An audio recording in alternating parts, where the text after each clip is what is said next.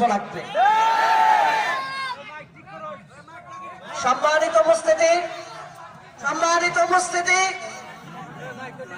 আমরা আল্লাহর কথা মানতে রাজি আছি। কথা বলে আল্লাহর কথা আমরা মানতে রাজি আছি।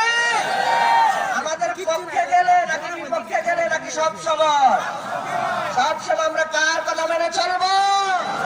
পরিপূর্ণভাবে আল্লাহর কথা মেনে চলার জন্য আল্লাহ বলেছেন, এটা কোনো মাওলানা মুন্সির কথা নয়।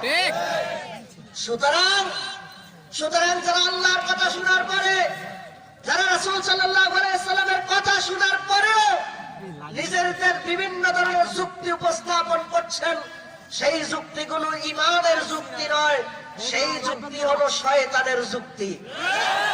আমরা কি শয়তানের পথে শয়তানের বুদ্ধির মধ্যে ঝামেলা আছে কি নাই? শয়তানের ভালো জিনিসের মধ্যে খারাপ মতলব। শয়তানের ভালো জিনিসের মধ্যে কি মতলব? খারাপ মতলব। তো শয়তান তার এই নূহ আলাইহিস সালামের জাতিকে বুদ্ধি দিয়েছিল, তোমরা এদের পূজা করার দরকার নাই। বলছে এদের কি বানাও? ভাস্কর্য বানাও। তো ভাস্কর্য বানালো, তারা এগুলো তাদের মসজিদের মধ্যে রেখে দিল।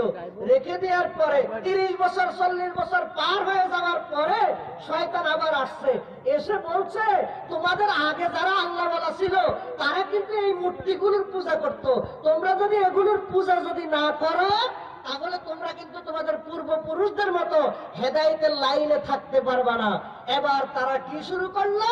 শয়তানের বুদ্ধিতে ধরে ওই মূর্তিগুলোর পূজা শুরু করলো। বলেন তো দেখি, শয়তান প্রথমে কি মূর্তির পূজার কথা বলছে? শয়তান প্রথমে আবেগের কথা বলছে। কিসের কথা বলছে? আবেগের কথা বলছে, ভালোবাসার কথা বলছে। কিন্তু আস্তে আস্তে এটাকে পূজার দিকে নিয়ে গিয়েছে। আজকে আমাদের সমাজে যে ভাস্কর্যগুলো আছে, এগুলো যদিও এগুলোর পূজা করা হয় না, কিন্তু পূজার মতো আচরণ করা হয়। এগুলোর সামনে 2 মিনিট নীরবতা পালন করা হয়, এগুলোর সামনে গিয়ে মাথা নত করা হয়, এগুলোর সামনে গিয়ে ফুল দেওয়া হয়। মুকাদ্দামাতুল হারামে হারাম, সেই জিনিসটা মানুষদেরকে হারামের দিকে নিয়ে যায়, সেটাও হারাম। কথা বুঝতে পারছেন? সম্মানিত উপস্থিতি, এবার আরেকটা উদাহরণ নেন। কেউ বলেন মূর্তি একটা, ভাস্কর্য আরেকটা। তো আমাদের একজন খুব মজা করে বলছে মূর্তি আর ভাস্কর্যের মধ্যে খুব বেশি কোনো পার্থক্য নাই। পার্থক্য শুধু এতটুকু, মূর্তি বানাইলে জাহান্নামে যাবে, ভাস্কর্য বানাইলে দোজখে যাবে। বুঝছেন কিনা? মূর্তি বানাইলে কোথায় যাবে? জাহান্নামে। আর ভাস্কর্য বানাইলে কোথায় যাবে? দোজখে। এবার পার্থক্য শোনেন, পার্থক্যটা কি? একটা উদাহরণ শোনেন।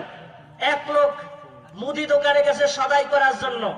মুদি দোকানে গেল সদাই করার জন্য, দোকানদারকে বলল আমাকে 1 কেজি চিনি দেন। দোকানদার বলল আমি অন্য একটা কাজে ব্যস্ত, এই যে বস্তা দেখতে পাচ্ছেন, এই বস্তা থেকে আপনি চিনি নেন। ক্রেতা বারবার ঘুরতেছে, বস্তা দেখে না। দোকানদারকে বলতেছে ভাই চিনির বস্তা তো আমি দেখতে পাচ্ছি না। দোকানদার বলতেছে এই যে কোনাই থেকে ওই বস্তা থেকে চিনি নেন। এবার ক্রেতা আবার বলতেছে